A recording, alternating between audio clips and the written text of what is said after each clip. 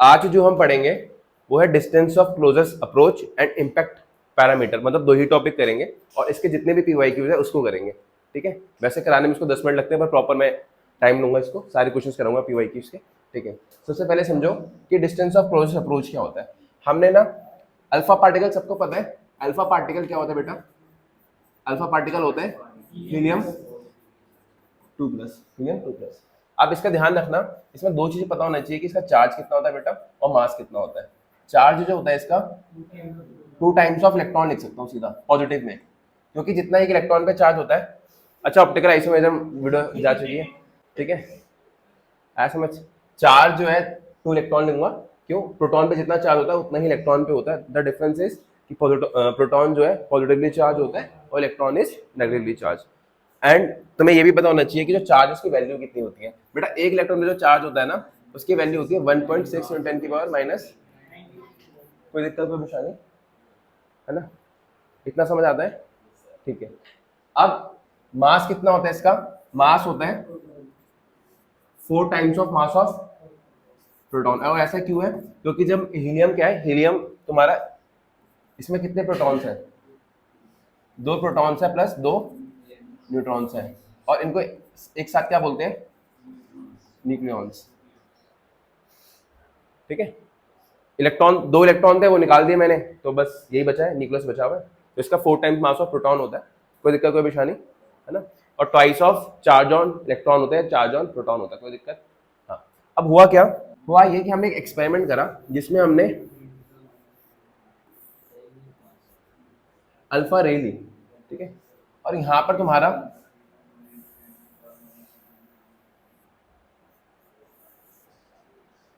Atom है। किसका atom है? एटम है गोल्ड का। गोल्ड का एटम मतलब कितना टॉपिक नंबर होता है इसका? ठीक है। अब हुआ क्या कि देखो, समझने की कोशिश करना, यहाँ पर जो इंटरेक्शन है वो 2 चार्जेस के बीच में हो रहा है। कौन कौन सा चार्ज है? एक है अल्फा पार्टिकल और दूसरा जो चार्ज है वो है न्यूक्लियस। न्यूक्लियस में प्रोटॉन प्रेजेंट है, न्यूट्रॉन तो न्यूट्रल होता है, प्रोटॉन पे चार्ज है। अब पॉजिटिव और पॉजिटिव के बीच में क्या हो रहा है? इंटरेक्शन हो रहा है। And which type of interaction is repulsive और attractive? It will be repulsive. अच्छा, electrostatic force is a type of, या is an example of conservative force. बताया था मैंने कि 3 ही कंजर्वेटिव फोर्स के एग्जांपल है तुम्हारे सिलेबस में। 2 तो तुम 11th में पढ़ चुके हो, एक है ग्रेविटेशनल, दूसरा है स्प्रिंग, और तीसरा अब पढ़ रहे हो इलेक्ट्रोस्टैटिक, जो मैंने स्टार्टिंग में ही पढ़ा दिया था चैप्टर 1 के अंदर, ठीक है। अब इलेक्ट्रोस्टैटिक इंटरेक्शन है। अच्छा, सिर्फ और सिर्फ जब कंजर्वेटिव फोर्स एक्ट कर रही होती है तो एक चीज कंजर्व्ड रहती है, वो है मैकेनिकल एनर्जी। क्या? Mechanical energy is a sum of kinetic plus potential energy, ठीक है। अब समझने की कोशिश करो, हमने इसको ना बहुत दूर रखा है। अभी जो हीलियम के पास जो भी एनर्जी है ना, वो in the form of kinetic energy है। अभी हीलियम बहुत दूर है, जब इंटरेक्शन नहीं हो रहा तो पोटेंशियल एनर्जी कितनी होगी? इनिशियली 0। अब समझो कि ये काइनेटिक लेके इधर जाएगा, ये रिपेल कर रहा है इसको, धीरे धीरे करके स्पीड क्या होगी इसकी? कम होगी। एनर्जी के टर्म से बात करो तो ये स्पीड कम होकर गई किस फॉर्म ऑफ एनर्जी में? ये गई का एनर्जी पोटेंशियल एनर्जी में। क्यों? काइनेटिक एनर्जी कम हो रही है, energy can neither be created not be destroyed, तो गई का एनर्जी। और यहाँ पर मैं मैकेनिकल एनर्जी कंजर्वेशन क्यों लगा पा रहा हूँ? Because only conservative forces acting. तो आई कैन से कि kinetic energy initial plus potential energy initial is kinetic energy final plus potential energy final. This is conservation of mechanical energy. कोई दिक्कत, कोई परेशानी? अब समझने की बात यह है कि डिस्टेंस ऑफ क्लोजेस्ट अप्रोच का मतलब यह है कि हीलियम पार्टिकल सीधा सीधा सीधा सीधा जाएगा और क्या करेगा? समझने की कोशिश करना। सीधा जाने के बाद एक टाइम तो ऐसा आएगा ना कि सारी काइनेटिक एनर्जी खत्म हो जाएगी।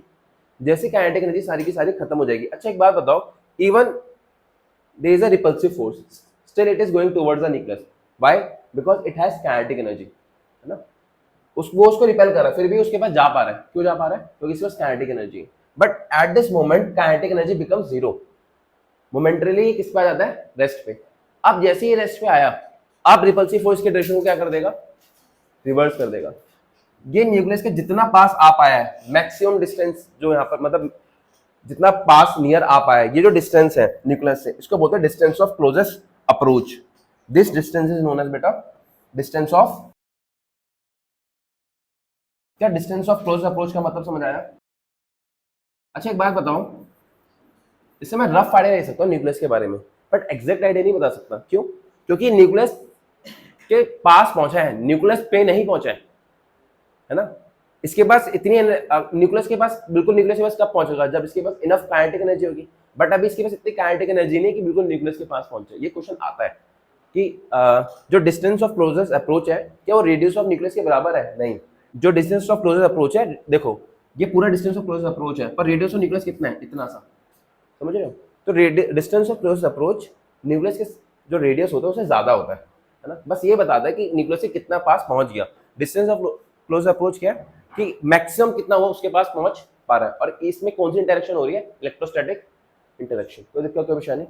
अब मुझे ये डिस्टेंस निकालना है, इसको बोल देता हूँ आर नॉट। क्या बोल देता हूँ? R naught. अब ये डिस्टेंस निकालना है। मैं क्या करता हूँ, मुझे ये पता है कि यहाँ पर जो भी एनर्जी होगी इसके पास टोटल, देखो ये समझ आता है बेटा कि जो यहाँ पर आपके पास एनर्जी होगी वो सारी की सारी कौन सी एनर्जी होगी? काइनेटिक एनर्जी, है ना। ये अपनी मैक्सिमम वैल्यू पे होगी, ठीक है। और जो आपकी पोटेंशियल एनर्जी होगी वो क्या होगी? आपकी जीरो। और यहाँ पर आते हुए इसकी जो काइनेटिक एनर्जी होगी फाइनल कितनी हो जाएगी? जीरो। और सारी की सारी एनर्जी किसमें कन्वर्ट हो चुकी है? अब मेन है कि पोटेंशियल एनर्जी यहाँ पर होगी कितनी। अब समझने की कोशिश करो। पोटेंशियल एनर्जी का जो दो चार्जेस के बीच में फॉर्मूला होता है, देखो जो पोटेंशियल एनर्जी का फॉर्मूला होता है दो चार्जेस के बीच में, उसका फॉर्मूला याद है? के Q1, जैसे अगर मान लो ये चार्ज Q1 है और ये चार्ज Q2 है, और दोनों के बीच में जो डिस्टेंस है वो R है, तो जो एनर्जी होगी वो किसके इक्वल होगी? के Q1 Q2 बाय R। अब काइनेटिक एनर्जी जो इनिशियल है वो हमें पता नहीं, जो भी इसने दे रखी होगी, ठीक है। जो पोटेंशियल एनर्जी इनिशियल है वो कितना है? वो कितना है? जीरो। और जो पोटेंशियल एनर्जी होगी वो कैसे निकालूंगा? अभी हमने पढ़ा कि दो चार्जेस के बीच में, अच्छा चार्ज कौन सा है? सिर्फ एक गोल्ड का न्यूक्लियस है। अब तुम्हें पता होगा गोल्ड का न्यूक्लियस का एटॉमिक नंबर Z मान लेता हूँ। अगर किसी का एटॉमिक नंबर Z है, न्यूक्लियस के अंदर जो भी चार्ज होता है वो प्रोटॉन्स की वजह से होता है। किस वजह से होता है? और जो एटॉमिक नंबर है is equal to number of protons, ये सबको पता है। तो मैं सीधा ले सकता हूँ कि अगर इसका एटॉमिक नंबर Z है तो इसमें जो नंबर ऑफ प्रोटॉन्स होंगे वो किसके इक्वल होंगे? ZA पे। मतलब जो इसमें चार्ज होगा, टोटल चार्ज, वो किसके इक्वल होगा? Number of protons multiply by charge on one proton. और एक प्रोटॉन पे जितना चार्ज होता है उतना इलेक्ट्रॉन पे होता है। So I can say it is Z equal Z into E। कोई दिक्कत, कोई परेशानी? तो क्या मुझे इसका चार्ज पता लग गया? इसका चार्ज है Z इंटू E। और अभी मैंने सिखाया था जो अल्फा पार्टिकल है उस पर चार्ज कितना होता है? 2 इंटू E। तो अब चार्ज पता चल गया कि Q1 2E है और Q2 ZE है, ठीक है। और डिस्टेंस क्या है इन दोनों के बीच में? जब अप्रोच उस पर जाते हैं डिस्टेंस ऑफ क्लोज अप्रोच में R नॉट। तो आई कैन से जो पोटेंशियल एनर्जी होगी वो होगी K ZE 2E by R naught, ठीक है। अब ये देखो यहाँ पर हमारा काइनेटिक एनर्जी इनिशियल आ गया बेटा, यहाँ आ गया K। अच्छा मैं ये लिख सकता हूँ ये 2 है Z बाय R नॉट। और I can say R naught is basically twice of K Z E square by kinetic energy initial. You can say that distance of closest approach is inversely proportional to kinetic energy. More the kinetic energy will be, less will be the distance of closest. Means it will be more nearer to the nucleus. और ये समझ भी आता है, जितनी ज्यादा kinetic energy होगी उतना ज्यादा उसके पास पहुंच पाएगा, ठीक है। मैथमेटिकली भी और फिजिक्स के अकॉर्डिंग भी कॉन्सेप्ट मैच कर रहे हैं। कोई दिक्कत नहीं, परेशानी? करना भी चाहिए। आगे समझ? क्या इसका फॉर्मूला समझ आ गया?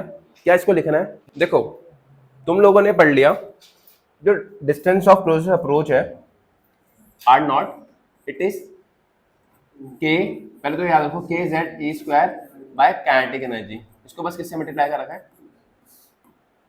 अब समझने की कोशिश करना। एक थ्योरेटिकल क्वेश्चन आता है, जो डिस्टेंस ऑफ क्लोज अप्रोच है ना R not, it is much greater then radius of nucleus of gold plus radius of nucleus of helium. मतलब मैं निकालना चाहता हूं गोल्ड का न्यूक्लियस का साइज, बट एक्चुअली में जो डिस्टेंस ऑफ क्लोज अप्रोच आया वो जो दो हमने एटम्स ले रखे थे, गोल्ड ले रखा था, हीलियम ले रखा था, दोनों के न्यूक्लियस का साइज प्लस भी कर दूं उससे ही बड़ा आया है। उसका रीजन क्या है? उसका रीजन सबसे बड़ा ये है कि जो हमारा radius of distance of closest approach है वो डिपेंड किस पे कर रहा है? काइनेटिक एनर्जी पे। द थिंग इज कि हम चाहते तो है निकालना, पर द थिंग इज कि अल्फा पार्टिकल के पास इतनी एनर्जी होनी भी चाहिए, है ना। तो जो नेचुरली अकरिंग मतलब सबसे हाईएस्ट काइनेटिक एनर्जी का नेचुरली अभी तक जो हमें मिला है हीलियम का, जो मैक्सिमम काइनेटिक एनर्जी मिली है वो मिली है 7.7 मेगा इलेक्ट्रॉन वोल्ट। ठीक है, मैं बोलना चाहता हूं कि मैं जो डिस्टेंस ऑफ क्लोज अप्रोच निकाला किसने था कि ताकि मेरा न्यूक्लियस का साइज निकल पाए, but distance of close approach nucleus का साइज नहीं दे रहा, बस वो ये बता रहा है कि न्यूक्लियस से कितना पास पहुंच गया, है ना। तो ये जो डिस्टेंस था जो निकला वो न्यूक्लियस के साइज और रेडियस ऑफ हीलियम से बड़ा था। तो मैं ऐसे मान लो कि रेडियस ऑफ हीलियम मान लो 5 है, रेडियस ऑफ हीलियम 5 है और radius of nucleus of gold 20 है, तो 5 + 20 कितने हो गए? 25। ये आ गया 100। तो निकाला इसका था गोल्ड का निकालने के लिए, बट एक्चुअली में रेडियस से काफी बड़ा है। ठीक है, आगे समझ। इसका रीजन क्या था? जो हीलियम का मैक्सिमम काइनेटिक एनर्जी मिल सकती है नेचुरली वो कितनी है? 7.7 मेगा इलेक्ट्रॉन वोल्ट। तो अगर मैं अब तुम्हारे फॉर्मूले में सारी चीजें पुट करूं, निकालने की कोशिश करूं, तो तुम्हारा जो डिस्टेंस ऑफ क्लोज अप्रोच है वो क्या है? 2k Z² bye kinetic energy initial. अब 2k की वैल्यू रखोगा कितना होता है? 9 × 10 की पावर। एटॉमिक नंबर कितना था गोल्ड का? 79। और इलेक्ट्रॉन पे कितना चार्ज होता है? कितना? 10⁻⁻19 कूलम, इसका square divided by kinetic energy initial. कितना मैक्सिमम है? 7 मेगा। मेगा मतलब 10 की पावर, अभी किसमें एनर्जी? इलेक्ट्रॉन वोल्ट में ही है, उसको जूल में करना है, तो 1.6 × 10⁻⁻, ये जूल में कन्वर्ट कर दिया। इन पूरे को सॉल्व करोगे ना तो जो आंसर आएगा वो आएगा 30 फर्मी मीटर। फर्मी मतलब 10⁻⁻15। इसलिए मैं बोलता हूं जो ऑर्डर ऑफ न्यूक्लियस है, मतलब 10 की किस पावर के अराउंड है वो, तो ऑर्डर ऑफ न्यूक्लियस जो होता है बेटा वो होता है अप्रोक्सीमेटली 10⁻⁻15। आगे समझ, आगे समझ। ठीक है, तो रीजन समझ आया? कोई पूछे क्यों डिस्टेंस ऑफ क्लोज अप्रोच उनसे बड़ा है? क्योंकि because it depends on the interaction and it depends on the kinetic energy and the naturally occurring kinetic energy of helium is 7.7 mega electron volt. That's why it is much greater than, it is greater than sum of nucleus of helium plus sum of nucleus of size of nucleus of gold. कोई दिक्कत, कोई परेशानी? आगे बढ़ो, इस question को perform करो। वैसे तो ये क्वेश्चन बहुत इजी है। इसमें बोला है कि इनिशियली काइनेटिक एनर्जी k है, जब मैं k को डबल कर देता हूं तो देखो बोला क्या गया, जब उसकी काइनेटिक एनर्जी k है तो डिस्टेंस ऑफ क्लोज अप्रोच कितना है? r0। जब मैं इसको डबल कर दूं 2k कर दूं तो डिस्टेंस ऑफ क्लोज अप्रोच कितना होगा? क्यों? सिंपल है, जो डिस्टेंस ऑफ क्लोज अप्रोच होता है वो इनवर्सली प्रोपोर्शनल होता है काइनेटिक एनर्जी के, है ना। तो मैं लिख सकता हूं R1/R2 is K2 by K2 is 2K and K1 is K, it is 2 और R1 तुम्हारा R0 है और R2 तुम्हें निकालना है। यहां से R2 कितना जाएगा? R0/, ठीक है। नेक्स्ट क्वेश्चन के मैं टाइमर लगा के दूंगा तुम्हें। चलो ये वाला क्वेश्चन करो, 5 मिनट का टाइम दे दो, देखो तो भाई देखो क्वेश्चन देखो, इसके अंदर क्या दे रखा है? हमें एक प्रोटॉन मतलब बीम ऑफ प्रोटॉन दे रखा है। अल्फा पार्टिकल जगह क्या है? Beam of proton. उनकी काइनेटिक एनर्जी कितनी रखी है 4.1 मेगा इलेक्ट्रॉन वोल्ट। और इस बार हमारा गोल्ड नहीं ले रखा, क्या ले रखा है lead, Z is equal to 82। पहले क्या पूछा गया, स्पीड निकालना है, दूसरा पूछा है डिस्टेंस ऑफ क्लोज अप्रोच निकालना है। स्पीड तो बहुत आराम से निकल जाएगी, तो मैं काइनेटिक एनर्जी कितना दे रखा है 4.1 दे रखा है मेगा इलेक्ट्रॉन वोल्ट। पहले इसको जूल में कन्वर्ट कर लो, 4.1 मेगा मतलब 10 की पावर 6 इलेक्ट्रॉन वोल्ट। अब इलेक्ट्रॉन वोल्ट को जूल में करूंगा तो 1.6 इंटू 10 की पावर माइनस 90। ठीक है, सॉल्व कर लेना, ये काइनेटिक एनर्जी आ गई तुम्हारी। अब मैं करूंगा हाफ एम बी स्क्वायर को इसके इक्वेट कर दूंगा, है ना, 10 की पावर 6 कितना हो जाएगा 10 की पावर माइनस 13, इसने वापस सीधा माइनस 13 दे रखा था। ठीक है, और मास ऑफ प्रोटॉन याद रखना वो 1.67 इंटू 10 की पावर माइनस 27 होता है। पुट कर देना इसको, ठीक है, तुम्हारा V आ जाएगा, इजी है ना। अब तुम्हें रेडियस ऑफ क्लोज अप्रोच निकालना है, वो कैसे निकालोगे, उसका formula 2k z e square by kinetic energy. 2k की वैल्यू कितनी है 82, e की वैल्यू कितनी है, z की वैल्यू एक सेकेंड, k की वैल्यू 9 इंटू 10 की पावर 9 और z की वैल्यू है 82 इंटू इलेक्ट्रॉन पे कितना चार्ज होता है, और काइनेटिक एनर्जी इनिशियल कितनी दे रखी है 4.1 10 की पावर 6 1.6 10 की पावर माइनस। अब सिर्फ कैलकुलेट करना है, ठीक है, किसका उसका आंसर क्या है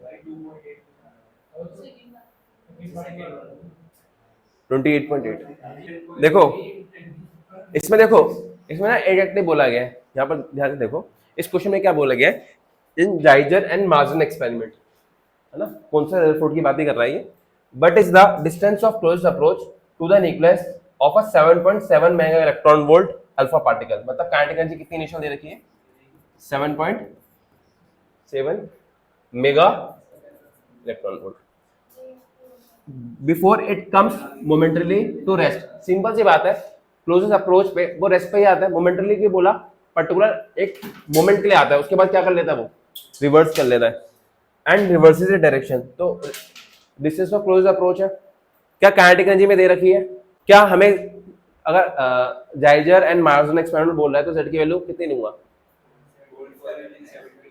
79 गोल्ड वाला, है ना, अल्फा पार्टिकल सब कुछ पता है मुझे 2k z। अब कर लोगे इसको सॉल्व, कोई दिक्कत कोई परेशानी, ठीक है।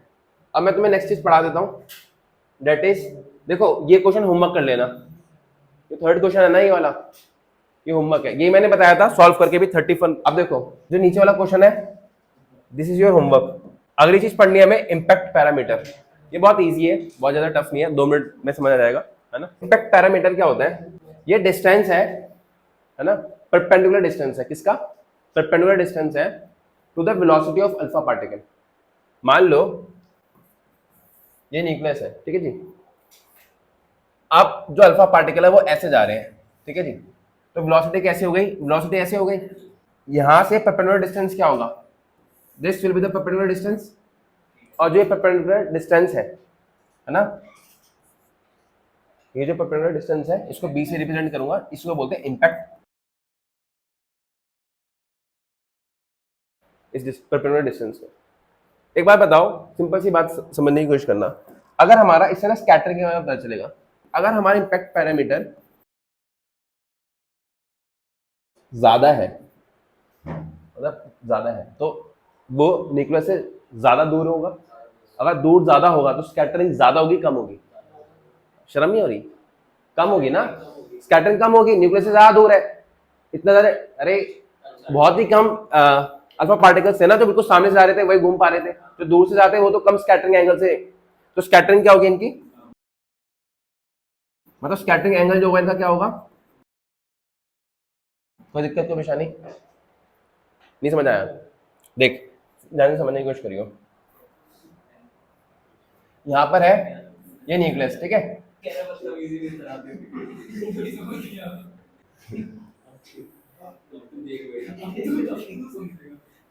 ये 3 है, ये अल्फा पार्टिकल 1 बोल लो, 2 बोल लो, इसको 3 बोल लो, इसका इम्पैक्ट पैरामीटर B1 ले लो, इसका इम्पैक्ट पैरामीटर B2 ले लो, इसका इम्पैक्ट पैरामीटर, न्यूक्लियस से सबसे ज्यादा दूर कौन है, तो इस पे ज्यादा इन्फ्लुएंस होगा नहीं, तो बहुत कम स्कैटर हो गई, ये स्कैटरिंग एंगल होता है इसका, इसको मैं थीटा 3 बोल देता हूँ। अब ये न्यूक्लियस के थोड़ा पास है तो इसमें स्कैटरिंग थोड़ी ज्यादा होगी इसको, और ये और पास है इसमें सबसे ज्यादा होगी रिपल्शन की वजह से, ठीक है। तो जितना पास होगा उसमें स्कैटरिंग कितनी होगी, जितना पास होगा उसमें स्कैटरिंग उतनी ज्यादा होगी।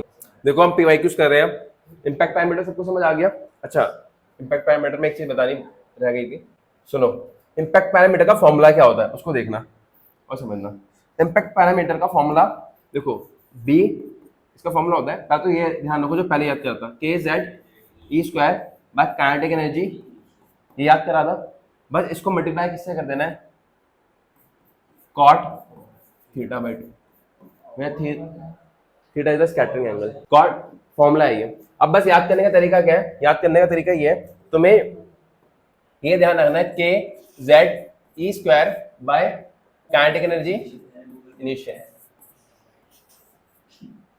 इसको अगर मैं 2 से मल्टीप्लाई कर दूंगा तो मुझे क्या मिल जाएगा, डिस्टेंस ऑफ क्लोजेस्ट अप्रोच। और अगर इसको मैं कॉट थीटा बाय 2 से मल्टीप्लाई कर दूंगा तो मुझे क्या मिल जाएगा, इम्पैक्ट पैरामीटर।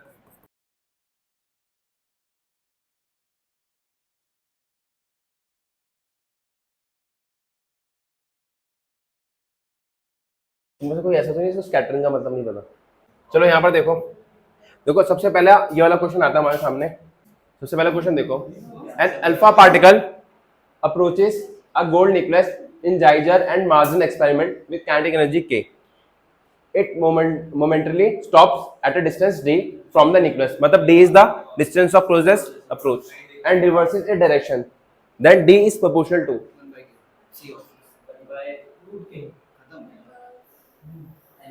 बताओ बताओ बताओ बताओ। हाँ सी भाई, सी टी में जाने की जरूरत नहीं थी इसके लिए, इनवर्सली प्रोपोर्शनल था ना, ठीक है। अब नेक्स्ट देखो, यहाँ पर देखो, यहाँ देखो, which of the following statement is correct for alpha scattering experiment for एंग, देखो टाइमर लगा दो इस पे 30 सेकंड का। देखो इसमें क्या बोला गया, for angle of scattering theta is equal to 0, मतलब स्कैटरिंग कुछ भी नहीं हो रही, थीटा इज इक्वल टू 0 का मतलब क्या हो, सीधा ही पास हो जा रहा है। The impact parameter is small, large होना चाहिए ना, स्कैटरिंग कम होगा तो इम्पैक्ट पैरामीटर क्या होगा, ज्यादा होगा, है ना। तो ये तो गलत हो गया। For angle of scattering theta is equal to pi, मतलब रिफ्लेक्ट बैक मारा है। The impact parameter is large, नहीं पास होगा तभी तो रिवर्ट करेगा, ठीक है। तो ये भी गलत है। The number of alpha particle undergoing head on collision is small, because सामने सामने तो जा रहे थे वो कोलिजन वाले, ये तो सही है। तो ऑप्शन सी। ये वाला क्वेश्चन देखो, an alpha particle is moving towards a gold nucleus, the impact parameter is maximum for the scattering angle of 180 degree, assertion सही है, तो assertion तो गलत हो गया। रीजन क्या है, the impact parameter in an alpha particle scattering experiment does not depend upon the atomic number of the target nucleus, directive evolution होता है वो तो assertion भी गलत है, रीजन भी गलत है, तो इसका आंसर क्या होगा, ऑप्शन। चलो आप जरा एक बार इसको देख लो, देखो the impact parameter for an alpha particle approaching a target nucleus is maximum. Impact parameter कब मैक्सिमम होगा, आप फोर्थ देखो, एक प्रोटॉन है, एक अल्फा पार्टिकल है, दोनों की इक्वल वेलोसिटी है ना, approaches a target nucleus, they come momentarily to rest and then reverses their direction, मतलब इनडायरेक्टली क्या बोल रहा है, distance of closest approach, the ratio of the distance of closest approach of the proton to that of, मुश्किल है, easy है। देखो formula क्या है, फॉर्मूला क्या होता है समझने की कोशिश करना। फॉर्मूला होता है 2k z e square by kinetic energy, है ना। इसको मैं ले लेता हूं d1, जो d2 होगा वो होगा 2k z e स्क्वायर, चलो इसको 1 ले लेता हूं, इसको 2 ले लेता हूं। ये बताओ कि दोनों के अंदर जिसमें टारगेट निकला है वो सेम है, तो z की वैल्यू सेम होगी, k की वैल्यू सेम है, e की वैल्यू सेम है, मैं बोल सकता हूँ तो d1 बाय d2 का रेशियो लूंगा, इनवर्सली प्रोपोर्शनल है काइनेटिक एनर्जी के, तो यहाँ पर क्या आएगा k2 बाय k1, और ये क्या होगा, ऐसे ले लो, जो वन पार्टिकल है, पहला वाला पार्टिकल, दूसरा वाला पार्टिकल, इसको ले लो प्रोटॉन और इसको ले लो अल्फा पार्टिकल, तो जो तुम्हारा 2 है वो अल्फा पार्टिकल है, तो उसका जो मास होगा यही होगा ना, और वेलोसिटी दोनों की क्या दे रखी है, सेम, तो ये v2 स्क्वायर और नीचे क्या होगा हाफ प्रोटॉन का मास क्या होगा, उसको मैं सीधा एम्पी लिख देता हूँ, आया समझ। उसकी वेलोसिटी भी सेम ही है, since v1 is equal to v2, तो आई कैन डायरेक्टली से एक दूसरे से कट जाएंगे, एक दूसरे से कट जाएगा, एमपी से एमपी कट जाएगा, तो d1 बाई d2 का रेशियो कितना आ गया। ठीक है, अब ये वाला क्वेश्चन देखो, in Geiger and Marsden scattering experiment the trajectory of alpha particle in Coulomb field of heavy nucleus is shown। अब बताओ इसमें b एंड थीटा किसको रिप्रेजेंट कर रहे हैं, थीटा तो सिंपल किसको अप्रोच कर रिप्रेजेंट कर रहा है, स्कैटरिंग एंगल को, और b देखो b है यहाँ पर, b इस चीज को दिखा रहा है, एक चीज को बोला है ना उन्होंने b, देखो ये चीज बोल रहा है b, मतलब बेसिकली ये क्या है, न्यूक्लियस से परपेंडिकुलर डिस्टेंस ही तो हो गया इसका, तो ये क्या है impact parameter. What will be the value of b for theta is equal to 0 and 180, theta is equal to 0 पे मतलब कोई भी स्कैटरिंग नहीं हो रही, तुम्हारा b क्या होगा, मैक्सिमम, है ना, क्या होगा मैक्सिमम, और थीटा इज इक्वल टू 180 मतलब मैं ये बोल सकता हूँ मैक्सिमम मतलब कितना, मैं बोल सकता हूँ इन्फिनिटी के अराउंड होगा, और थीटा इज इक्वल टू 180 मतलब बिल्कुल सामने से जा रहा है, तो ऑलमोस्ट कितना इक्वल होगा, 0 के। तो ऐसे याद रखना कि जब स्कैटरिंग एंगल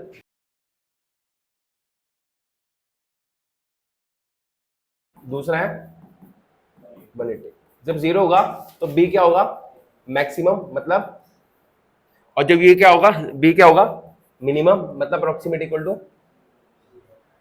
समझ आता है, कोई दिक्कत कोई परेशानी।